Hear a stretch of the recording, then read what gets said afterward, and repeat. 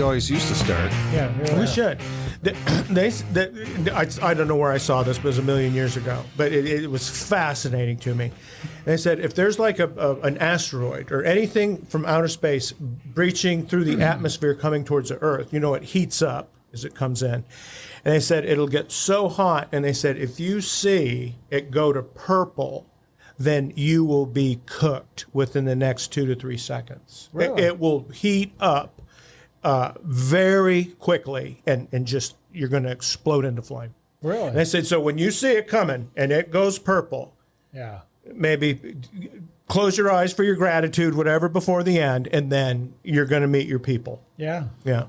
So that's it, but that's science. Purple rain. Jimmy sang about it. Or I guess that was actually he talked about the haze. Prince was the rain. Yeah. Now, does the rain come ahead of the haze, or does the haze come after the rain? There was a group called Purple. What was it? Purple Rain. New Riders of the Purple Sage. Purple Sage. Yeah. No, that's a country group. Deep Purple. Deep Purple. Yeah. That was Smoke on the Water. That's what I'm talking about. Smoke on the Water. Yeah. Uh-huh. What was that song? That was about? 8-track. Yeah. Remember what that song was about? Smoke on the Water, Fire in the Sky. Yeah. My Woman from Tokyo. Yeah, that was a different song. Like it was. Yeah. It was the same album, though. Uh-huh. Yeah. Machine Head? Yeah, I think it was. Yeah, uh-huh. Yeah, exactly. I should be on Jeopardy, rock and roll Jeopardy. Uh-huh. Well, yeah. It's just our childhood is all we're remembering. I don't know anything about modern music. No, or like country music. You probably know country music. Yeah, but why you got to point at me like that? Don't make it a negative. You know country I know music. country. I have no idea anything about country music. I like country music. Yeah. I like old country Have you music. seen a girl with a big belt buckle and those tight jeans? It's country music's okay. Yeah? Yeah, it's a good way to grow up. Country Line music. dancing and stuff, right? I never line danced. Yeah, I did. You have a cowboy hat, though. I had a cowboy hat. I was big cat. What do they call it? Big hat, no cattle. Yeah. So that was me. Big balls in Cowtown. There you go. All right. Hey, thanks for joining us today on the Bee Shifter podcast. John Vance, Nick Brunacini, and Terry Garrison here. And it's another round of Ask the Chiefs. We had so many questions stockpiled that we're back to them. We have a couple more today. So you guys ready to dive into this? We are. All right. First question. I have a question for the Chiefs. Meditation/mindfulness is a hot topic in the first responder community for mental health. What are your thoughts on its effectiveness? Do you use it personally? And in your opinion, are there benefits for improving incident commander performance, not just mental health recovery, but resilience? What do you guys think about that? I'm going to let you start today. I got to think about my mental wellness. Meditation and mindfulness. I think that's a good thing. When I retired, I got hooked into yoga for whatever reason very quickly. So me and another friend of mine who had retired were discussing, what to do to stay in shape, X, Y, and Z. And so growing up in the fire service and, kind of the traditional roles that we filled, it was more of like whiskey and football would describe kind of our pastime and activities. Whereas really, at this point in my life, I think that's somewhat toxic. Right? It's not good for your brain, either one of those activities. So you should really experience some moderation with that kind of stuff. And what I find is, as far as this question goes, and just kind of your own mental health, that worked better for me was yoga and cannabis really were a better way to move forward. And so I think I'm in better health today than I was in 2009 when I retired.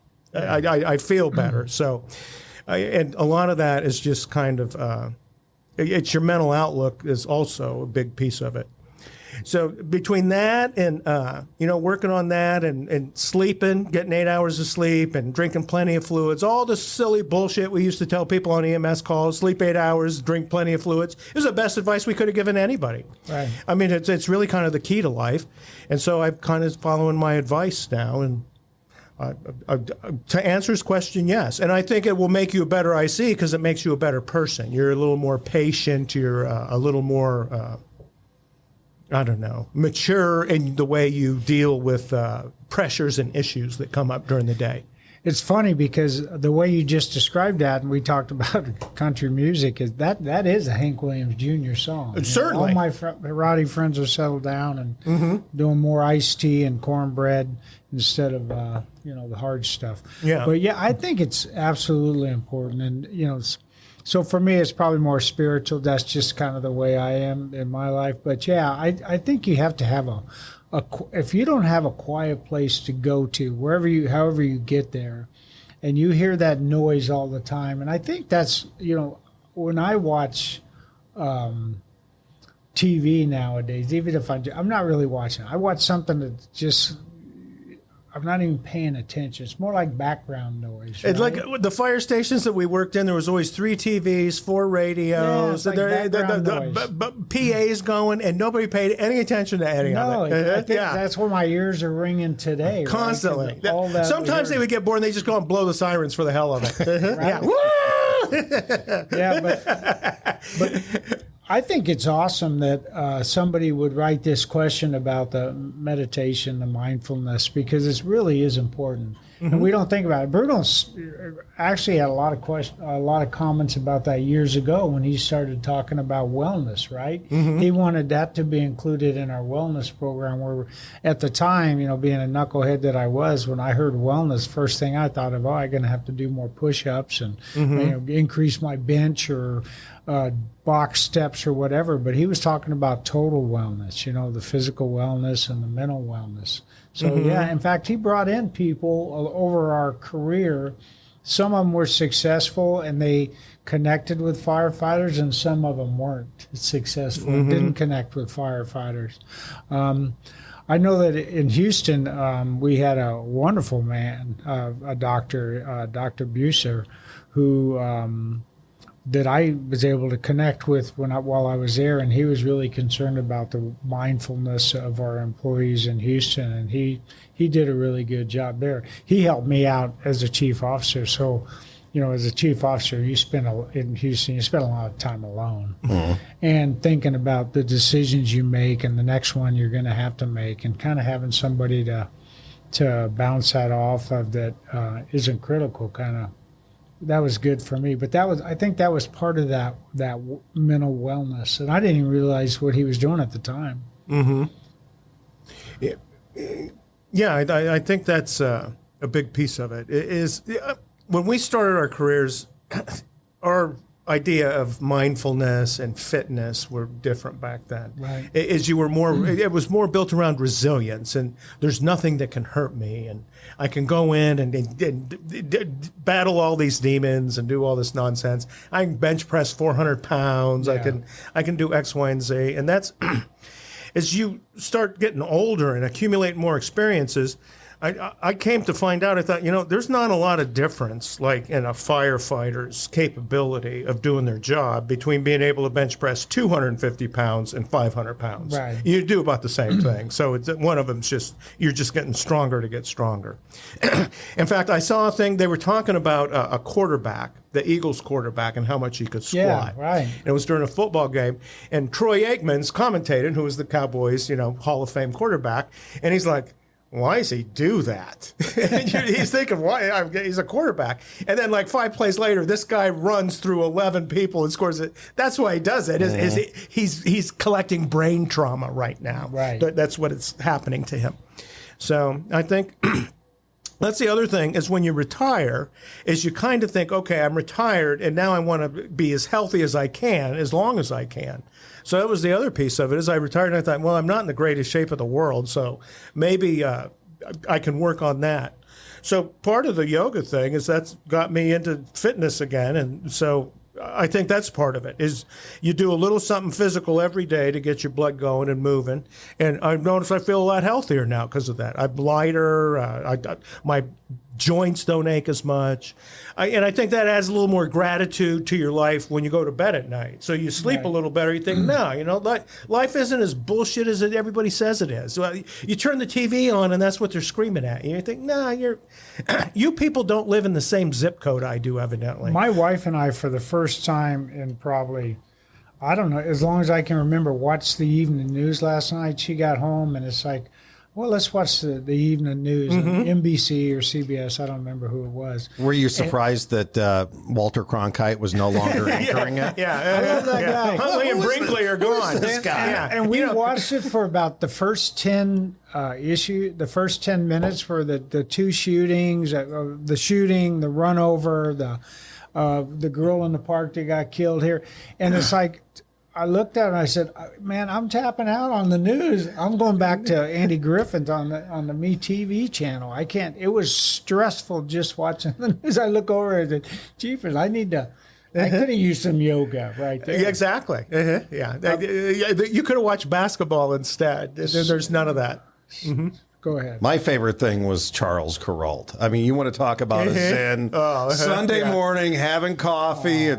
We're having the best pie in America. We are in Des Plaines, Illinois. I was like, this is life. This is what we should be doing. But to get back to the question about the IC effectiveness, because I used to watch some of the ICs that I really admired, and they had a routine they'd go through, and they were calm, good ICs, but like one of them would always put a dip in. I knew when they'd always smoked, but I tried to emulate. I still do. Like if I'm going to a call, I'll pop in a piece of gum because it just calms me down. I mean, it's just like, I'm enjoying the piece of gum now, and I'm not really thinking about the call until I get there. But what other techniques would you say would really help an incident commander get into the brain space they need to be in, whether it's before a shift or even on the way to that? Well, one thing that is good for new incident commanders is to call your dispatcher and get your tape. How did I sound, right? Did I sound like I had because Bruno talks about cool command, and we're going to get into that later too with our leadership, maybe, and tie that to that.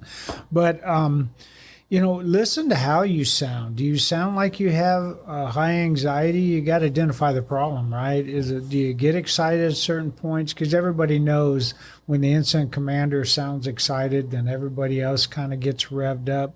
For me, it was always the two things that I kind of think of every day is, well, I think of three of them, but the two that apply here is patience and being the present, right?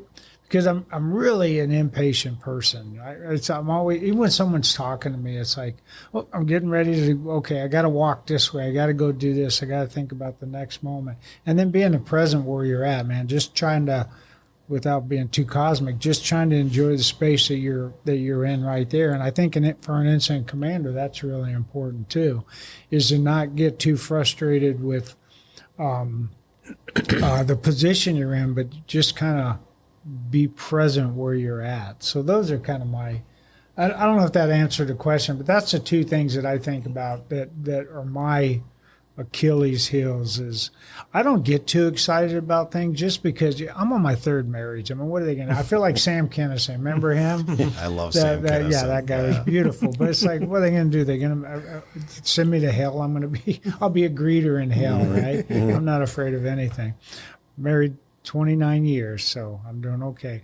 But I really believe that you got to kind of identify your weaknesses. So, and sometimes the weakness in this is just not taking the time to identify that, hey, I need to take time out. So, some people they take long walks, or they ride mountain bikes, or they do something. That's kind of hard to do before you take command, though. No, I'm going back to the mindfulness and the all prep. That. Yeah, just where do you go? So then when you get here, maybe you got a better center. No, I've noticed that, like, especially when I was an officer, because you're looking through the windshield and you're not looking at the motor or the hose beds or anything else, so you can see what's happening.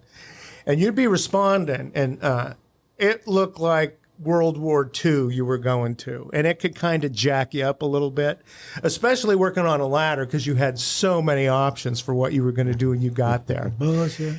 And so I find myself starting to get, okay. And I learned is you just kind of closed your eyes and you took 3 really subsequently deeper breaths. Ah. And I would do that, and I would look up, and it could be as nasty as it wanted to. And I thought, I didn't light it. I showed up to help. So it put me, what it did is it forced me to take a step back, kind of like you said, and figure out, okay, what are we going to actually do? So, and that was as like a task level supervisor I wasn't taking command. I was going to work. When I became a BC, I would use the same things as I thought, okay, I got it, blah, blah, blah. And I don't know. There was something about being an incident commander that was just so much better and easier than being a company officer. And I don't know, I just liked it more. Yeah. So I enjoyed pulling up to the scene of all this chaos and looking at it and thinking, these 2 or 3 things are going to solve this whole problem, and then calmly telling people to do those 2 or 3 things and then watching everything get better. So, and that would reinforce itself over and over again. So each subsequent incident, it was you just kept building on the last. And then, and this kind of starts to go into the next question about seniority that Vance hasn't asked yet. But see, it was the execution of doing the work. And then I figured out on the task level, the work is very physical, and we're going to go and we're fighters. That's really what we are. We're going into a hostile place, and we're going to make the hostility go away or behave is what the deal is, if we can. And sometimes we overestimate our ability to tame a force of nature like fire because it'll burn you to death, right? Kind of like the purple light in the sky. Oh, once it lights up, you're done. You're a speck. So I think that was kind of the thing for me. Yeah. So, and the other, you talked about it a little bit, is that action feels good, right? So you're a firefighter. You go there. You're doing something. That actually feels good. Yeah. The first couple of times you're an incident commander and you're sitting there, and maybe you know where you want to assign companies and they haven't arrived yet, and you're waiting for that response to come, and you're sitting there. You get a little anxious with that. You do. You got to actually physically calm yourself down. Now, it's nice in our system. We had a partner, and I had a great partner, Sid Norwood, who would calm me down. He just had that kind of calming effect because he was just one of those guys that we're going to be okay, Terry. We're going to be okay. And you think about your plan, your next move, and once you understand that that's your action. Like you said, you would identify 2 or 3 things that were going to put this fire out. So now you have your action ready to go. Your action may not be, climbing the ladder, but your action is going to assign these companies to help solve this problem. Brunacini used to say something kind of interesting. He said, if the fire makes you crazy, face the other direction. Remember when he used to say that? Well, and it's too bad it does, because that's kind of why they called us. Right? Yeah. But he's like, don't let the fire make you crazy, right? What are you thinking, John? Well, I think there's 2 levels of stuff. So I was thinking about, on the way when that call comes through, and I agree with that. And a lot of it I've heard you guys talk about over the years. So I think about what Nick says, I didn't start this. I'm just here to fix it. And they're counting on me to be calm and stuff. And generally I am. The only time I really feel jacked up as an IC is when it's stuff I don't do on a normal basis. So like a technical rescue, and we've got to get 4 construction workers out of a ditch that are trying to dig their buddy out. And those are the things that kind of ramp me up. A structure fire, I like going to structure fires. It's one of my wife always says, what's a good fire? Because we're always talking about, well, that was a good fire. It's like, is there a good fire? No, there really isn't. But, for us, there is. When it goes well and everybody's safe and you can stop property loss. But I think that the prep for that, the going into it, there's just a couple of things I do. Number one, you got to enjoy life and be mindful about that and be grateful for what you have. I do sensory deprivation. So I don't know if you've ever been to one of the and I can feel my body get tense a lot of times. And if I get to that point, it's about $100 for an hour, and you go into a tank and you float and all the lights are off, and it's an hour of meditation, and I end up falling asleep. You're meditating so deeply, and when you really do it and can get everything off your mind, you will go to sleep. And I wake up. Are you floating in like water? Salt water. Yeah. Okay. You float in salt water. How deep is it? It's probably about 1 foot or less. Yeah. You don't touch anything. You don't touch bottom. So it just suspends you the whole time? Yeah. And there's a thing you put around your neck so your ears don't go underwater. But you just relax. You're lying there. You go away. You're back in utero. I mean, I think that's what it is. Do you ever poop in the amniotic fluid? No. You never There's had been no any of that? meconium. No plugs. No, like emissions of any kind. No, never, waking never. up. Hey, Well, none that I'll talk He didn't about. ask you if you pooped when you did yoga. That's not fair. probably broke wind. Man, yoga, you fart like a son of a bitch because you are stretching some.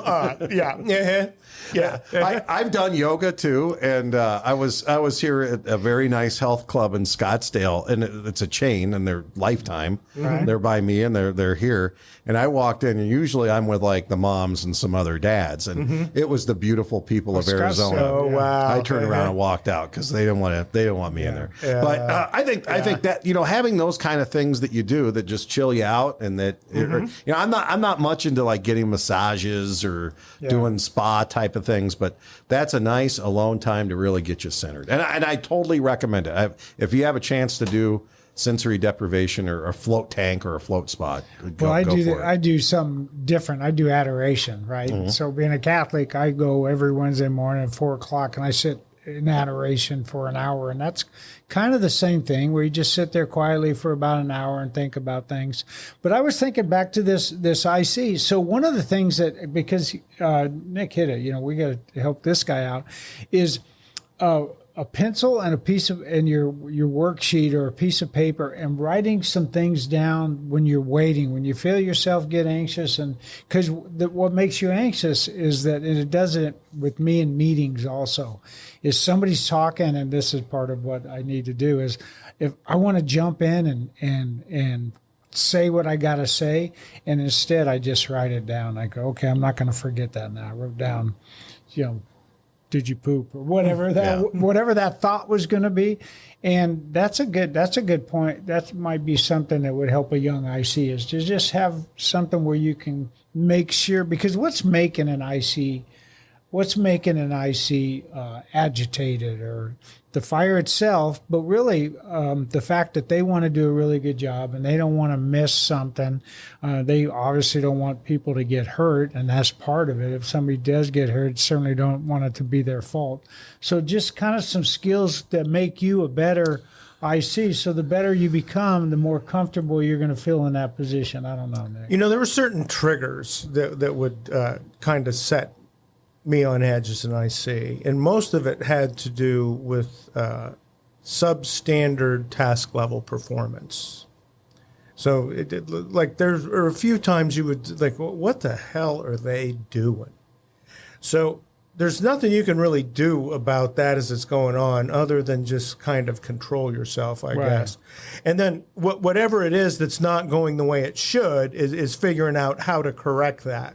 So, but as an IC, that's not your job, is to tell somebody how to execute a task level evolution. Right. I mean, that we don't use the tactical channel for that. So really,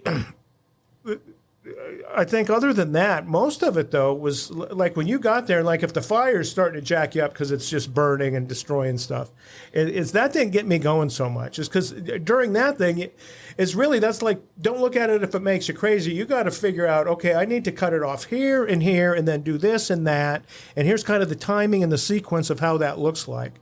So I didn't get antsy because I'm sitting there instant action planning, thinking, okay, we got to do this, this, and this. And so then as companies start staging and you start assigning them, then it almost turned into a game, to be honest with you. I enjoyed that part of it. It was almost, and you're not saying it's a chess game, but it's like, nah, I kind of looked at it that way, and it went a lot better when I could disassociate my ego and self and just stand back and clinically say, this, and this has to happen here. So that's what I spent a lot of my time doing in the front end of it. And then once companies start staging, the other good piece of this for us, at least, and you said it, we had a partner, but we didn't get there first, is we got there second, third, fourth, fifth. So you didn't have a lot of time to obsess because you were processing the information ahead of time. So if you're responding to the thing as a BC, and you're waiting for engine 13 to clear alarm because they should be on the scene right now. So I'm starting to do the delivery thing. Okay, you should be there. And your initial report, you're going to tell us what the hell's burning. And so boom, boom, boom. Right. And then they start painting a picture. And you're like, oh, this is, I'm probably not going to even take command when I get there. They got a small house with a room and contents fire I need to going on. transfer. Or a car in the driveway. That's why it looks as big as it does, whatever that is. So once you get there and you think, okay, this is what we got.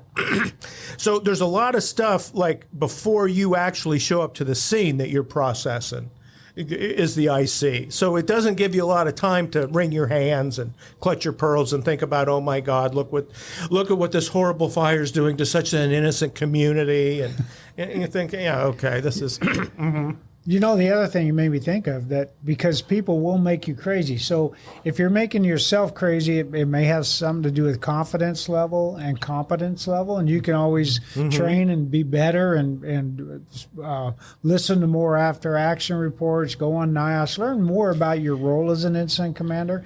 And then the other things that make you crazy is other people, right? So the ones on the incident ground, like you said, that aren't, or in the fire ground that aren't doing what you expect them to do, and you don't have a lot of control over that, but you got to be a little patient. Maybe you got to send a company in or nudge them verbally or whatever. Division boss. But the third one that will make you crazy, and if you use this, the blue card system, it's the people around you. You knew where I was going.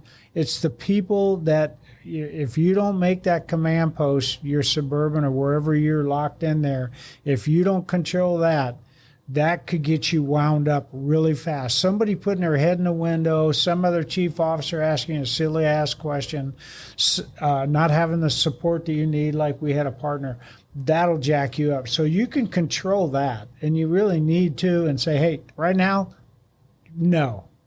I'm doing it. And we were guilty of that too. I mean, there was times in our career we get in the back seat and the command post, but I see Nick and it's like, hey, how's it going, man? And the guy would turn around and give us that look. It's like, oh, sorry. Yeah, I figured out after about 3 or 4 times I ain't getting in the back of the car anymore. That ain't what I'm doing. I'm not doing it. So and that was because why are you back there? You can hear everything. Okay, you're the shift commander. You have to be a senior advisor. Yeah, well, I don't have to be in the back seat of the goddamn command post. I can be outside at the driver's door, and if there's something they need to know, I knock on the window, tell them, hey, blah blah blah. Yeah. It's pretty simple. I think really at the core, though, what said for me, mindfulness was competence. So if you show up and you do what's expected of you, then that is really kind of what controls your anxiety more than anything else. This is what I was trained to do. I showed up and I had this and I applied those skills to this and it went well. Whether it's a task level thing or you're a strategic IC, you get assigned as a tactical level boss. So again, I'm going back to the work. We all are part of this organization because we're hired here and get paid to do this work. Yeah. So that becomes the connecting force. Well, the better you are at that work and the more you understand it and our capabilities and limitations, that kind of settles your ass down. I mean, people in my fire department, you're going through the IC thing. And they say, okay, the one thing socially that they're going to go crazy is when you change the strategy from offensive to defensive, because that's like the failure that we couldn't put it out this way, and they're then gnashing of teeth, and we're not worthy. In actual application, every time I got there as the IC and changed the strategy, I had 8 people come up and thank me for that, right? Because they wouldn't do it themselves because it was for whatever reason. And so you learn very quickly, oh, that's all a bunch of bullshit too that we've all believed. So maybe if we just do the actual capabilities that we have and stick with that and be really good at it, then that becomes kind of the way forward.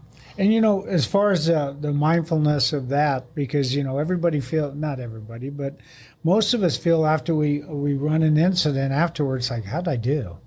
And that could start eating at you, go back to the station or whatever. But have those after action reviews. Review the incident right there. And you said it on our last podcast, I think. But we used to do a after action for just the command team. Well, there's a good way to do that too. Just get the company officers and the IC and say, okay, guys, what can I do better?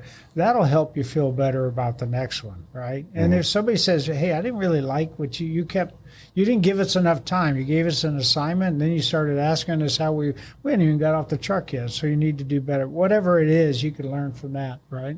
Build competence, and then you... Yeah. I think that you both brought up great points, and I hopefully we helped Dave out a lot.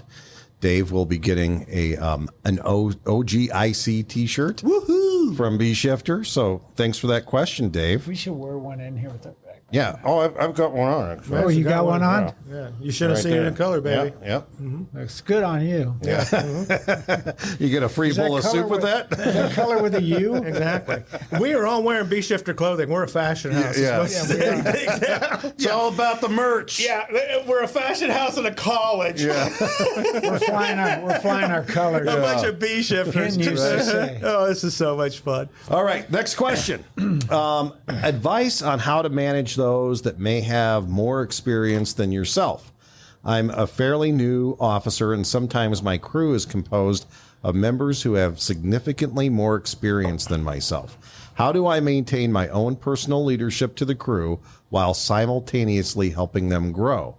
I'm aware my ego has something to do with this, but I still want to ask to see if there was any input/advice that you have for me.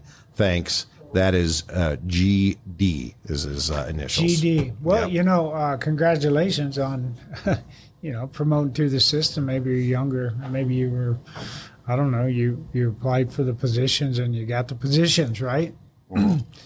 But, it's kind of interesting because a small part of the job whether you're a fire captain or a chief officer, a small part of what you do is really autocratic, right? Mm-hmm. It's the hazard zone that's autocratic, but everything else, I mean, you have time to get input from people and to provide feedback and get people's opinions, and you don't want somebody who's got more seniority to be a bully at you. You shouldn't allow that, but it's nice to get input from people as a leader, right?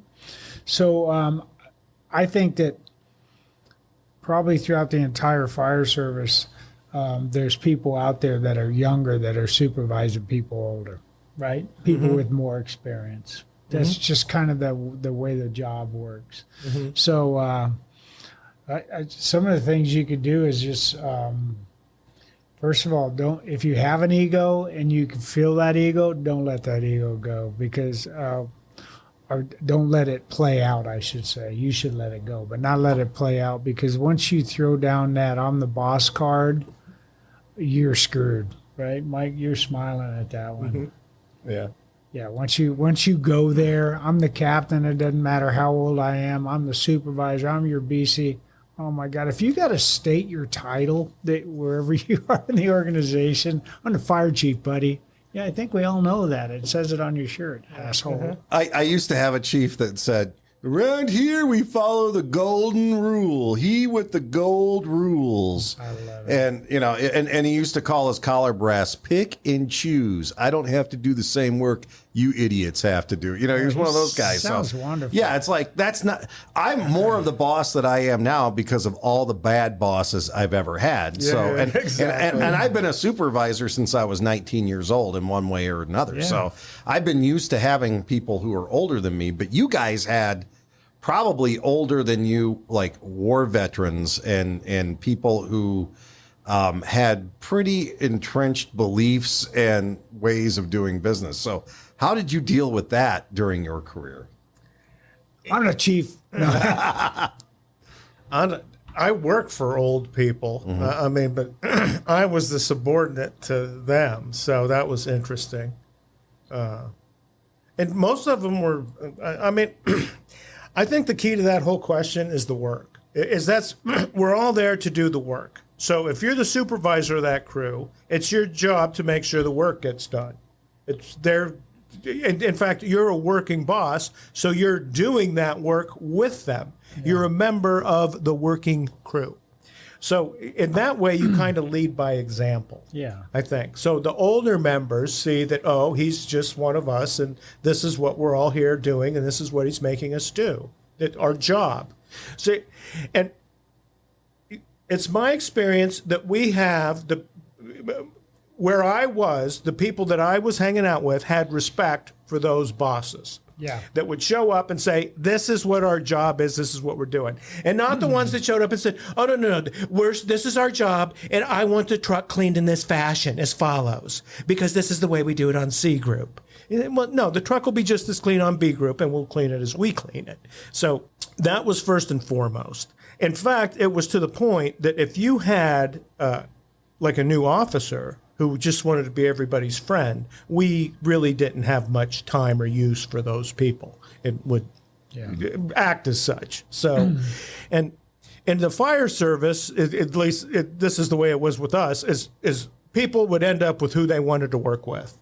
Nobody worked at stations they didn't want to be at. It took a while after our assignment procedures were all based on seniority. There was nothing else. If you had the senior letter for a spot, you got the spot if you had all the qualifications required of that spot.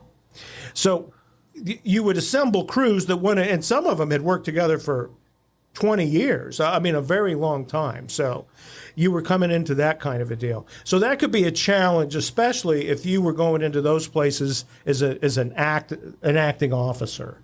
So their captain's off one day and you fill in. Are you done? See, I interrupt you. I do. No, go ahead. I was just getting ready to jump into a different boat altogether. No, I'm just thinking maturity, right? So it doesn't really have to do with length on the job or time on the job or your age or anything, but the maturity piece. So I remember you made me think about it. Is that I was a acting captain, and I roved into a station where they had a pretty senior captain, and there's a couple guys in the station. If I told you their names, you would know who they are. And they're a couple of caustic guys. And so I come in, and I'm the acting captain, and we're not even promoted yet. And they're like, "Oh, Garrison, all right, here we go." There was a female there and these two caustic guys, and they go, "Okay, first thing is we're going to watch these movies tonight." I said, "No, we're not going to watch those movies." No, the other captain, he lets us watch these movies. Well, these movies, nobody was dressed in these movies. And it's like, "No, we're not going to watch those." Say, "Come on, Garrison." And I said, "No, we're not going to watch those movies. Watch them next shift. If he comes back next shift, you guys watch him next shift." So we didn't watch the movie. So I got to hurt their feelings. And then we go on a call, and they keep screwing with each other. And I'm watching. It's like, I didn't say anything. I'm just watching them. They just keep poking at each other and poking at each other. So we get a call. It was down Station 6. So we get a call, 3 in the morning. It was the third call we had. And on the last call, the guy got up a little bit slower than the other guy. Well, this time on his way by, he punched him to wake him up. So we go on this call, and I feel the tension. It's like, okay, what's going on there? EMS call down there. It was actually a worthwhile call. We go back to the station, and I could feel the tension, and I thought, should I do anything? No, I'm not going to do anything. So I go to my room, and I hear, whoo, whoo, whoo, and it's a fight. I mean, you know what a fight sounds like when it's in the next room. And I go out, and these guys are going at each other. And I lost it. I said, "Neither one of us touch anybody." And they look at me, and they both stop. And they had been building up to this fist fight. And I said, "You guys don't talk to each other the rest of the shift. Shut the hell up. Don't talk to me. Don't do anything." Well, in the morning when I left, both those guys individually came out to me and said, "Hey, we're really sorry we put you in that position. We shouldn't have done that." And they were both very sincerely apologetic about it. And I thought, I should have been more consistent with. So I started off at the shift. I showed maturity and said, "We're not going to do this." But I really kind of got a sense something was happening. I didn't tell them, "Hey, take it easy, guys," or say anything to them. So I think, for the maturity factor, and then be consistent. Have you ever had supervisors? And this is one of the problems I see kind of with younger supervisors. They're still trying to figure out their personality traits as a leader.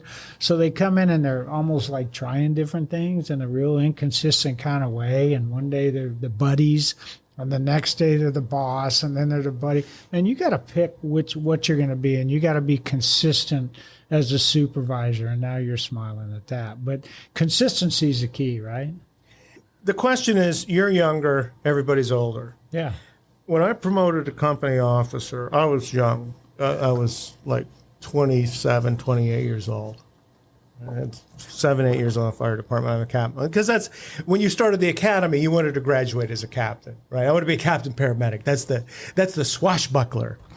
So anyway, we promote. We're going through and then the fire department puts you through all these like leadership and captain's classes. This is what we expect of you, blah, blah, blah. And I remember we're going through the personnel piece of it, and the assistant chief of personnel came in and said, all right, the way this fire department's organized, the way we hire people, I said, you're going to be brand new captains. And they say there's about a 95% chance you'll never have to write paper on anybody during your whole career because of how smooth and bloop, bloop, bloop. That was the biggest load of bullshit I was ever told in any part of my career. Because we started Broven as acting captains, and the first place I went is the captain left, and you would know this individual, because the recruit firefighter he had was another fireman's son, and this recruit fireman should not have been a fireman, ever. They should not have got through the academy, not suited for this job in any way whatsoever.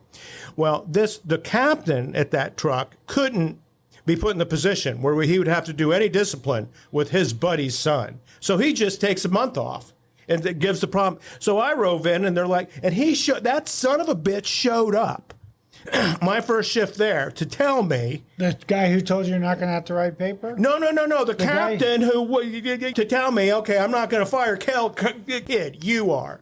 So anyway. So like the dad, the supervisor who should have been there that month showed up to tell you what to do while you were there because he was too chicken shit. Yeah, exactly. But one of the Hobel brothers was there, and it was fun to watch. As I just sat in the chair and thought, oh, I'll just watch these two go off and fight. So anyway, so I have a different view of this captain than now that I have to fill in and do his job because he refuses to do it. Rude. So then after that happens is then we ended up at a station that had just had some racial personnel issues going on that were kind of the big deal at the time. Well, both of those captains got booted from the station for it, and they put in the two newest we weren't even captains yet. They hadn't made us. And they said, you guys were like, what the hell's going on? I should have gone to law school. This is not what you said it was going to be. So I very quickly learned I don't really care how old you are or what you think or what your last name is. None of that matters. What happens is like when we get a call and we go off and we do what we're supposed to, if you'll do that, then we're great. That's all that matters now to me. Is the rest I don't care what color you are, what kind of genitals none of that matters. Will you just do your job, please? If you'll do that, we're good. It goes back to the work you said it, right? Position and function, right? Mm-hmm. So that young supervisor has a position to lead that crew. That's his position. The function is to lead. He needs to do that in a way that, first of all, don't do anything where you're causing the problems because you're being a young smartass, and I don't think this person's doing that. But you got to acknowledge you're younger, but you still got to do your job, right? So do it in a respectful kind of way. Have you ever, you know what it's like when somebody disrespects you. You don't give a shit what their age is. When somebody disrespects you, it's irritating. Whoa, look at that. Be careful there, Vance. We've got so much on this table. There's too much. It's crazy. We'll be fine. We're going to fix this. Oh, you didn't know, but before we got here, I kind of moved some of those around. Oh, thanks. It sounds really good. The other thing that this question asks is, okay, this doesn't ever stop. Yeah. So he's a brand new captain. He's younger than his crew. I was a shift commander, and I had been one for a while. So, I mean, there was no secret who the shift commander on B shift was. I'm the IC on a fire. I got to the fire. I should have been the IC. I didn't take command. I didn't transfer command because the fire was out. And I tell a story all the time during these classes, and it has to do with the work. So this particular captain was the most senior member, maybe the most senior member of the fire department. And he wasn't dressed appropriately, and we had just had a class at the CTC on that, and so I went up and asked him about that. And he was very offended, like, what are you talking about? Your dad said, teach the crew how to do the job and stay the hell out of their way. I said, oh, that's not what he meant. And if that's what you want to do, is then maybe you need to not get on the fire truck anymore and just stay in the station. Would that be okay with you? Is the second paramedic on the truck? How about if the other guys, if the engineer figures, I just don't want to do this today? So he's like, hey, man, you're being an asshole. No. You're the son of a bitch that didn't do his job. So in the last training session, we talked about this, and you said this is what it looks like, and then you show up to the scene, and that ain't what you doing. I said, so you just lied to all of us, right? Yeah. And man, you call me a liar. So now you're gonna punch me tonight. That's gonna go. Come on, moron. So we kind of had a little squabble over that for a month or two, and then it got to the point, and another fire, and I pull up, and we're setting the command van up, and his company gets there, and he comes out, and he does a twirl with all of his turnouts on, and then throws me double birdies. And I went over and I hugged him. I said, thank you. You're dressed appropriately. That's all we wanted. And then, see, the ego part is after the thing was over, I went and purchased ice cream and then took it to the station and said, no, this is... if I'll come up and tell you to do your job and remind you, and then later on, if you actually do what I ask, then I should give some positive reinforcement that way. And now, Vance, if I would have known, I would have emptied all the shit out of the back of my response vehicle and put an isolation tank in it. And we would have floated together, me and Booger Dave, and we would have come to some kind of mental mind lock on what our role in the community was. I think that's a good idea. I think mobile deprivation tanks. I do too. Every fire, they're putting saunas in. You know, they haven't been proven to work yet. So I think in 10 years we'll have like the medication you smoke before you get into the tank. It'll just be a whole thing. Somebody's going to drop a toaster in on somebody else. So it's not going to. Well, when you got people floating in water, you're going to have a curling iron in floating around. Right? It's not good. Go ahead, but what this person, you said it. I mean, this person, it's about, I just think you got to be respectful to everybody, whatever position you're in. Yeah, right? Be nice. I mean, that's pretty nice simple. To people, and then most people want to be nice back to you. But if you come in and I'm the new guy, and it doesn't matter what age I am, you're going to do what I say, which this person is not saying that. But there are people that do that. I've seen people promote to position. I'm the guy now. I got this position. Yeah, they think they're more important than you are. All of a sudden, like you think, when no. you pin that on, all of a sudden, all the knowledge on the planet just went through that badge and entered into your body, and now you're the smartest person in the room. So we had a fire chief that would tell you, it's written on the wall out there. If you think you're the smartest person in the room, go to another room. Yeah. Right? And that's so it's most people will treat, or the way they treat you is a reflection on how you treat them, right? Right. It really is. Yeah. It's that simple. I mean, and really, it's all the stuff that your parents taught you growing up. Is you can't hit other people, you don't take stuff that's not yours, you have to play nice. Those are the basic ethical rules that we all lived by. Yeah.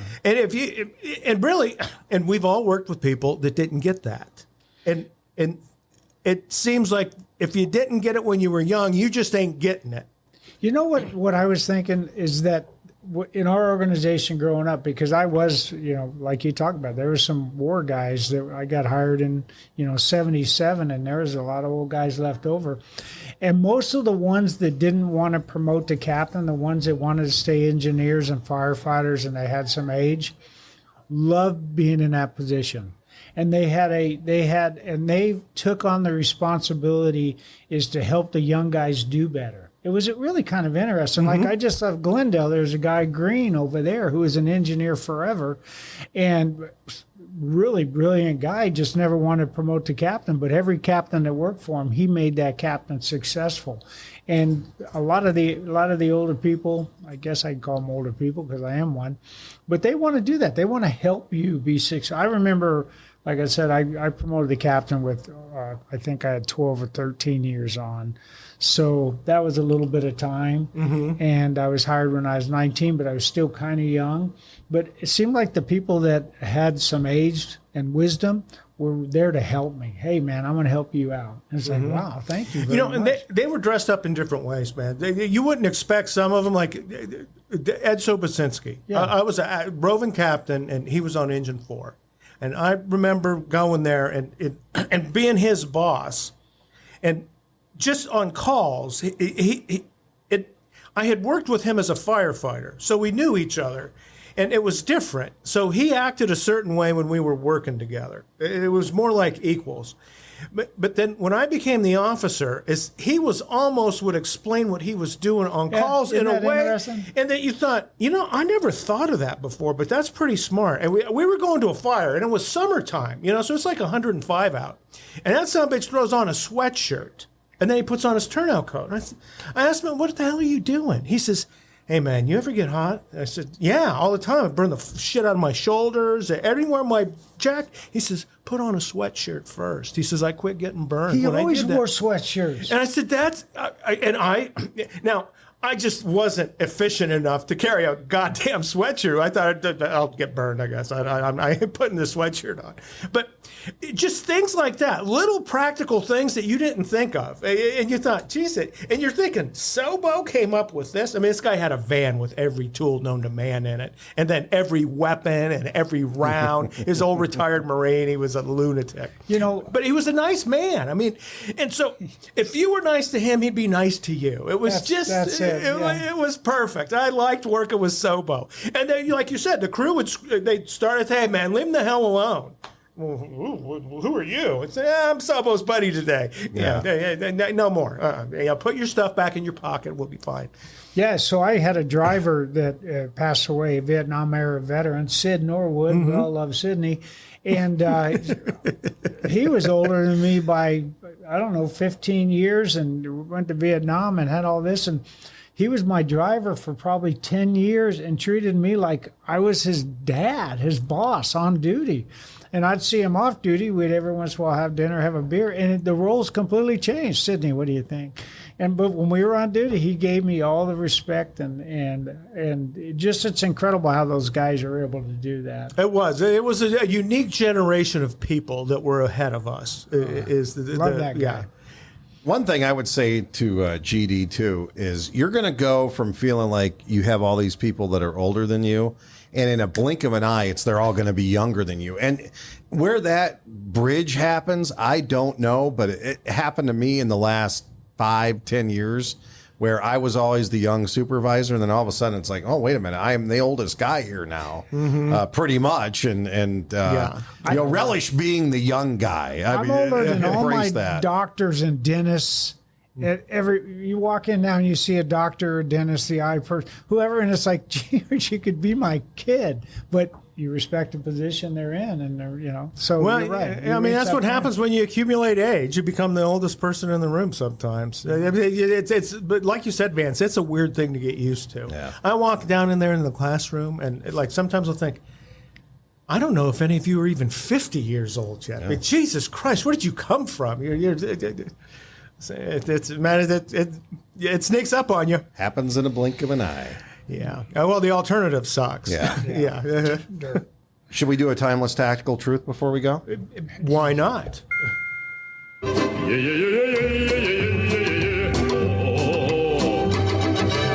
Yes, timeless tactical truth. It's the cards from Alan Brunacini, available at the B-Shifter store. And we pulled one out at random. This is the Jack of Clubs. The Jack of Clubs. I think of the Love Boat episode where they were trying to cheat at a card game, and Gopher was on the PA saying, "Oh, try the club sandwich today. It's going to jack you up." Anyway. See, you just aged yourself there. The Love Boat. Have you read the latest? Well, it's the recent, and it's been happening last year or two, with the chess, the high level chess master tournaments. They said that's over. They said there's not going to be any more Gary Kasparovs or any of these people. Why? Because now they have figured out how to cheat. See, computers have become so good with AI that they can beat any chess player in the world. Yeah. So what happens is they have these tournaments, and these people put these vibrating sensors up in their rectum. And I'm not bullshitting. This happens, man. They said it's over. Grandmaster chess is done, unless they do a proctologist exam on you beforehand. And then what they do is they communicate to them with what move to make through that device. And, okay, 3 of this and 2 of this means move this piece wherever. So they get that worked out. And then whoever it was is just smoking them. One of the boom, boom, boom. So they got Google glasses or something the whole time. Oh, it is. Hey, which camera do you got on? I want to look at it and go, what the hell? Now, sometimes the tactical truth can be the most fun part of the podcast. Yeah, exactly. yeah. So we've talked about purple lights burning us to death, and Sheeton as grandmasters in chess, and isolation dip tanks. Yeah, we're onto something here, I think. The tactical truth. Command post location.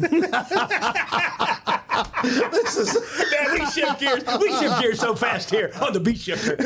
command post location. Good view of scene, remote from action, doesn't interfere with apparatus movement, view of 2 most critical sides of the situation. And we were just talking about the command post and us screwing it up as humans, perfect. but command post location for us, I mean, this is a good truth because you need to find that. What happens when you can't get that at the scene? Well, that's like the Easter egg to get that spot. And once you get it, is very quickly a ladder truck will park right in front of your command post. I've told this story before, but so I'm a new IC. I've got Cliff Ennis driving for me, a very experienced driver. And we called them Fitz back then, or AIDS. I don't remember what we AIDS, called they were AIDS. And yeah. so we pull up to this scene, and we got a rip-roaring commercial big box fire. And I look up, and I get my senses, and I go down, and I'm writing, and I'm like this first... I'm getting a little anxious. I write a couple things. I'm talking on the radio. I look up again, and he had driven me to another corner. I look up, I was like, what the hell happened? I felt like Time machine. He time machined you. I was so caught up with this as a brand new IC, Battalion 3, that I didn't even feel the vehicle moving, and he moved me over to another position. But, like you said, that's the Easter egg. If you can get that spot and do the best you can. If you can't get that spot, you're still going to have to do the best you can, right? Well, I advise what I got in the habit of doing, if I was IC number 2, I would try to loop the building with my car as part of my response, so I could get the most views. Because I figured once we park, is our views going away? That's true. One day we pulled up, and the same deal.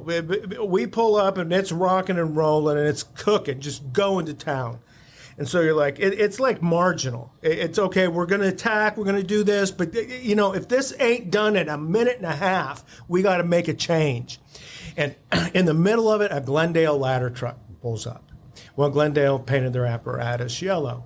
My fit partner is Lynn, and he gets out of the thing and he screams. It may have been at Don Jesse, "Move your school bus!" And about that time, all of a sudden, the outriggers go down. And this Bronto, it's like the buildings are like, the hell with the building. Let's watch them put the Bronto up again. It'll go up and over, and we could do 2,000 gallons a minute off the tip. So it was, we left it where it was, and we ended up changing the strategy and using the Bronto nets. Hey, it worked. Stay out of the smoke. Yeah. Right? That was, think about Southwest Supermarket, right? We couldn't see the building at all. So when I got there, the battalion chief was in the smoke. We pulled up the command van, and we thought we were in a good location. And command van's difficult to get. You're 5 blocks away. We never saw. You were doomed. We were across the parking lot and never saw the building until it. Right? Yeah. That's part of it too. That was fate, man. Right there. That was. Yeah, I wouldn't have changed anything. Right? No, we couldn't have changed it. We couldn't have. We were boxed in. But I guess the other thing is, if you're not, I'm going to say this, Nick. You may disagree with me, but if you're not in a good position, I like what Nick says. Drive around and pick a good spot. If you're not in a good spot, and it's going to compromise what you think you can do, move your spot. Have your. The problem is sometimes you can't. Sometimes you can't. And what I would do is I would send my partner forward. And I'd say, go forward and tell me what the hell we got to be doing next. And so he would come back and, like, if it's a big apartment complex, for example, and this happened to me. And it's like, I can't make sense of the building because I can't see it. It's too far away and there's too much fire and smoke. So he comes back and he says, Nick, look at the building to the left of you. And it's laid out exactly the same. And this is what was. So he could give me a reference where I could wrap my head around it. There was another time where we didn't do much wildland here. It just didn't happen very often. I mean, it's Phoenix. It's a desert. We don't have a lot of oil-rich growth coming out of the ground. But we had a fire way north of the Carefree Highway, and they set the command van up. Yeah. And they had probably about 50 or 60 acres burning, so it was a deal. And I remember it was burning towards us. And there was an airplane overhead from the Bureau of Land Management. And they said, we expect burnover in the next 3 to 5 minutes, something to that effect. And I asked somebody in the support officer, I said, what the hell is burnover? He says, it's going to burn over the road. I said, that we're parked on? And he says, yeah. So Bev drove the command van. I said, just start driving. I'll tell you when to stop. And like the pop out was still out, and she, this thing's rocking with we're all going to die. But I mean, we had to move the command post because otherwise we were going to have burnover. I had early on, and now maybe you can get a sense of what the building looks like, but I learned from the Southwest Freeway because I thought that was one structure, and it ended up being that add-on that wasn't connected to. Yeah, there's not 4 walls, there's 7. So I would have Sid Norwood. He would get out when we first arrived, and he would take a clipboard and he would do a quick walk around, make sure he didn't talk to anybody, right? Don't stop.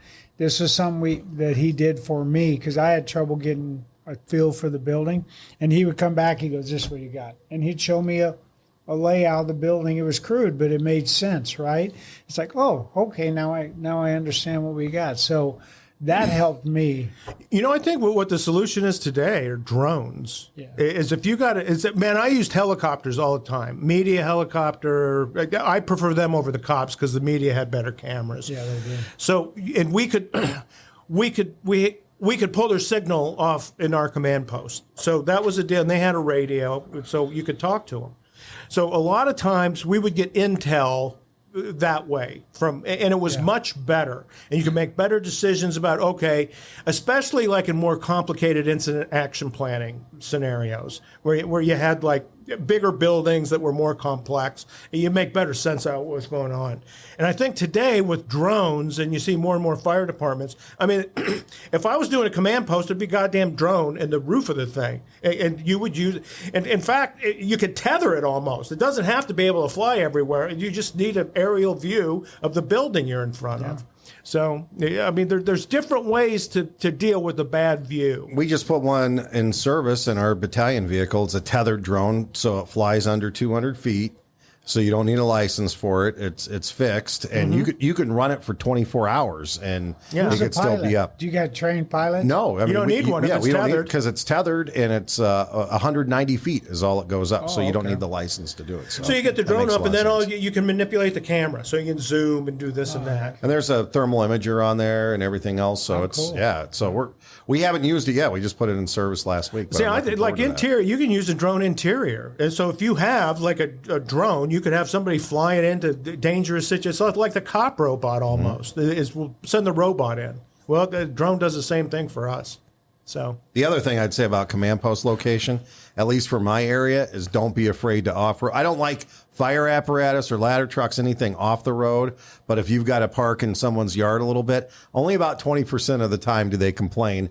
And thankfully, we have a great public works department. They'll go out and put sod down and patch the hole if we put ruts in somebody's yard. But we don't hesitate to pull a chief's vehicle off into somebody's yard so we can, be out of the way and then get a good view of the scene. So, you know, I would say that was as a BC, you learned that. Yeah. Sometimes I have to get off the street and drive over sidewalks and things. In residential neighborhoods, we would back into the driveway across the street. Yeah, that's beautiful. Yeah.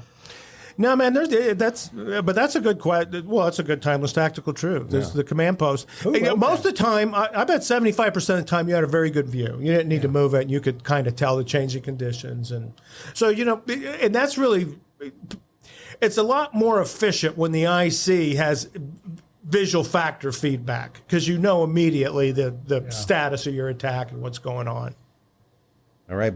Let's wrap it up. Thanks, guys. Kumbaya. Excellent, Vance. Yeah. This is I like it when it's more like this. Yes, it's Free enjoyable. form. Yeah, yeah. I really think that we get some tanks and we could do this inside the tanks. Can we share tanks? Can we all? Not in the beginning. I think we have to No become spooning in the tank? No, not yet. I'm worried about Nick and his Dookie. Yes, sphincters. He's saying stuff about Dookies. Yeah. So. Nick had in a body of water before because that question came out too fast. I was highly relaxed when it happened. We all have. Hey, listen. I think we all have. I get my big head from my mama. Thanks for listening to B Shifter. Cut that part out.